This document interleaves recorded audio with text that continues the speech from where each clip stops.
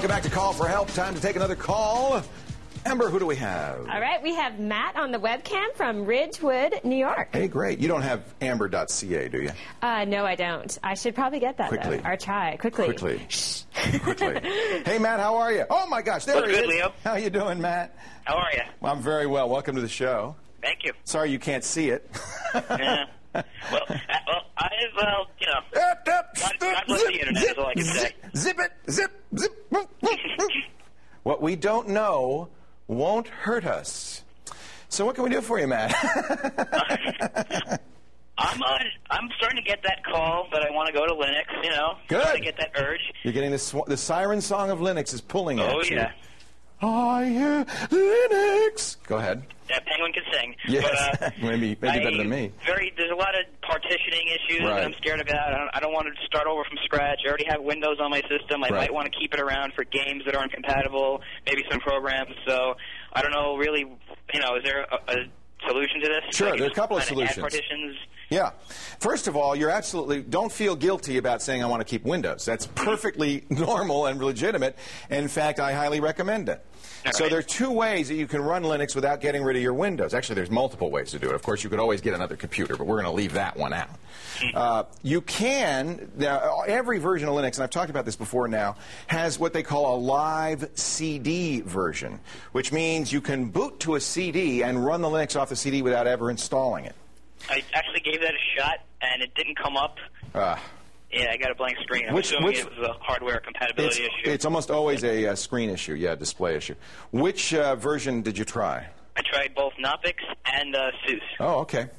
Well, and actually that's a good thing to do because now you know that there may end up being a hardware compatibility issue. But what happens with those live CDs is they kind of take their best guess at your screen. And if they fail, there's no way to fix it, right? Because you can't see it. Whereas if you're installing it, you can actually fix it. You know, you can tell it what you've got, and the installer will pick the right driver and all of that stuff. It's a driver issue, basically. All right, so let's hope. Let's cross our fingers that SUSE works because this is the one I'm going to recommend.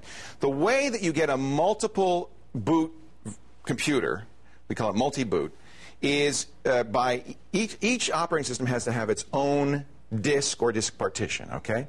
So you could have a two-drive system, one with Linux and one with Windows on it, or more easily, what you said, partition, which means use software to divide a single drive into multiple logical drives or imaginary drives that the operating system says, oh, that's a B and a C and a D and an E and an F and a G or whatever. So if you have one drive and you have more than one partition, if you have two or more partitions, you can put Linux on one and Windows on the other, and they coexist. What will happen is, instead of running one or the other when you first start up, you'll start up something called a boot manager that says, well, Matt, what do you want to do? Are you going to do Linux today or Windows today? So the question is, how do we get all that working? And that's why I'm going to recommend SUSE. SUSE has built into it, which is great. I mean, this is one of the reasons I recommend SUSE all the time. A partitioner that will recognize Windows, say, I see you already have Windows. Would you like me to squeeze that partition down, make some more room for you, put another partition on, put Linux in it, and install a boot manager? And you say yes, and it will do it for you. So SUSE was designed for people like you who want to keep Windows but still try Linux. So now, I have to tell you, there are going to be hitches, guarantee you. I mean, well, part of the reason people do Linux is because you learn a lot more about the computer, right? Yeah. I mean, there's hitches in Windows. It's a lot easier, though, if you think about it, if you're only running one operating system on a computer or one family of operating systems on a computer. You now have two different drive formats. I mean, you got a whole lot of things to consider. So but I tell you, if you feel good about your skills as a computer user or you'd like to become more proficient, this is going to be fun for you. Well, I'm feeling arrogant lately because I actually just built, this is my first PC, I actually built it. Yes, he's ready. I feel good. Now, if this Windows environment is like your work environment, your production environment, you got to have it or you're going to lose money, then I would say, maybe get another drive. All right. Well, I have my hard drive actually partitioned, two partitions right now, and one I really just use for data storage. Can I just throw Linux on that? Yeah, you could do that, absolutely. Now, you'll lose what's on there. It'll format it again because it's a different... So I should move all that. You should move it. Or, if you have something like Partition Magic, it might be safer to repartition the drive a little bit before you put Linux on. But SUSE will do it for you automatically. All right, and that won't erase anything I already have? It's a non-destructive partitioner in SUSE, yeah. Excellent. This is great to hear. Yeah, SUSE is great. I have to say more and more. I think that's the choice for the new generation.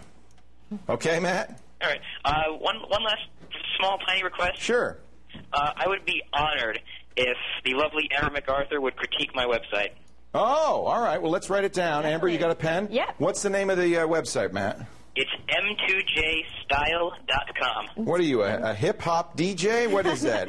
M2JStyle.com. Yeah. What do you do? I really don't do anything per se. I'm just more of, just kind of a little bit about me, some opinions about things, what's going on in my life, et cetera, et cetera. I can't bring it up. Is it the number 2 or T-O? The number 2. Okay, I can't bring it up, so maybe that's just me. I can't get it either. Why? Well, I'm spelling style wrong. That would be the first thing. All right, let's try it. Maybe is it down right now? Oh, there it is. My gosh. Who's that? Is that you? That's me. You're a wild man. I actually switched to VistaWeb because of you. Well, good. You like him as a host? I have. So far, they've been great. That's great. Like the outfit. Thank you. Well, that's cool, Matt. Oh, look, there he is as a baby. Hey, this is cool. This is a nice site. Well done. We'll have Amber look at it for you, okay? Thank you. The show's great, man. I love you guys. Thank you. Appreciate it. I think I know now why he wants you to review it. You know why? Because he's doing all the stuff that you say to do with the top links and everything. Good. I like your feather boas. All right, Matt. Hey, thanks. Take care, man. Take care, guy. Hey, this is cool. It's fun to have a personal site. You learn about somebody. I love that. Take care, Matt. Coming up, dig up your family roots online. You want to learn about your stuff? Well, we're going to do that next on Call for Help. Stay right here.